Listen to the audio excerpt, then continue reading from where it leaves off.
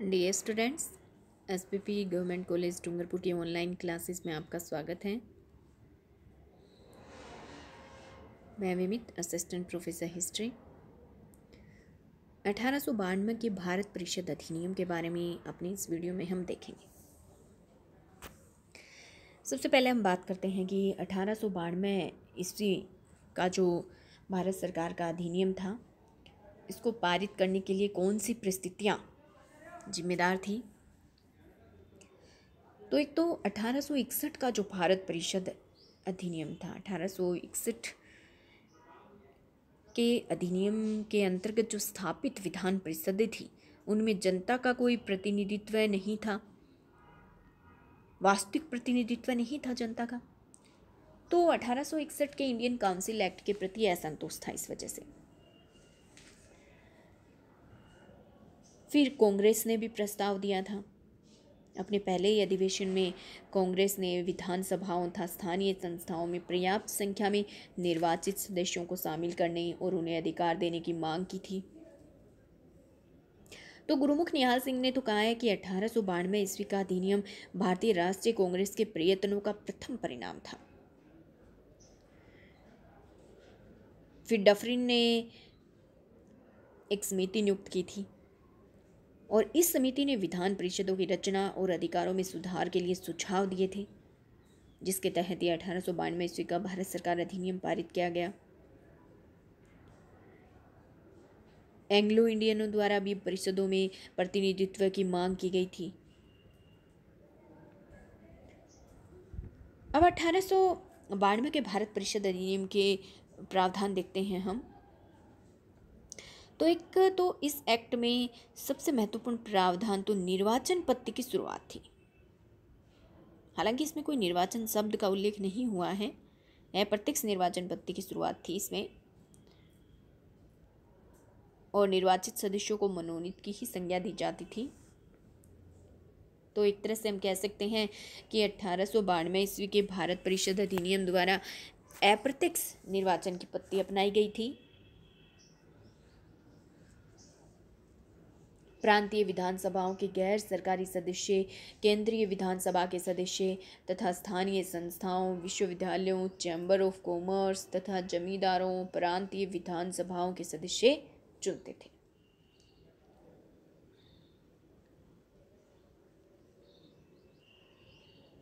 यानी प्रांतीय विधानसभाओं के सदस्य तो किसको चुनते थे? गैर सरकारी सदस्य, केंद्रीय विधानसभा के सदस्य, और बाकी स्थानीय संस्थाएं जो थी, विश्वविद्यालय जो थे, चैम्बर ऑफ कॉमर्स, जमींदार, ये सब प्रांतीय विधानसभाओं के सदस्य चुनते थे।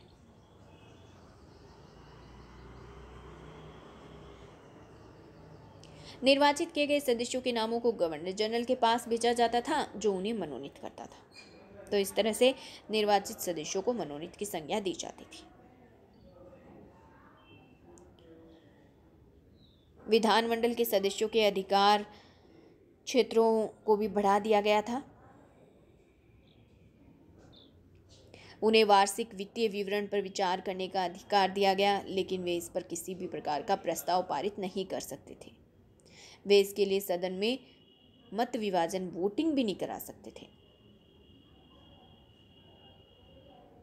इसके अलावा वे जनता के हितों से संबंधित विषयों पर कुछ सीमा तक ही प्रश्न पूछ सकते थे, और इसके लिए इन्हें 6 दिन पहले सूचना देना जरूरी था। इसके अलावा 1892 के भारत परिषद अधिनियम के द्वारा केंद्रीय विधानसभा के गठन में भी बदलाव किया गया। केंद्रीय विधानसभा में 6 से 12 के स्थान पर अब 10 से 16 सदस्यों को रखने का निश्चय किया गया था। इसी तरह से प्रांतीय विधानसभाओं के सदस्यों की संख्या भी बढ़ाई गई। बंगाल में 20, उत्तर पश्चिमी सीमा प्रांत व अवध में ये 15 रखी गई। दोनों ही प्रकार की विधान परिषदों में सरकारी सदस्यों को बहुमत में रखा गया था। अब इस अधिनियम के गुण दोष के बारे में अगर हम देखें, 1892 के भारत परिषद अधिनियम के सबसे पहले देखते हैं इसकी विशेषताएं। तो एक तो इससे विधानमंडल के कार्यों का विस्तार हुआ था। अब सदस्य प्रश्न पूछ सकते थे, सूचना प्राप्त कर सकते थे, वार्षिक वित्तीय विवरण पर अपने विचार प्रकट कर सकते थे, इसके अलावा इस अधिनियम के अंतर्गत देश के प्रतिभाशाली व्यक्तियों को भी सदस्य बनाया गया विधान परिषदों का, जैसे कि गोखले व सुरेंद्र नाथ बनर्जी जैसे महान व्यक्ति इस अधिनियम के अंतर्गत विधान परिषदों के सदस्य निर्वाचित किए गए।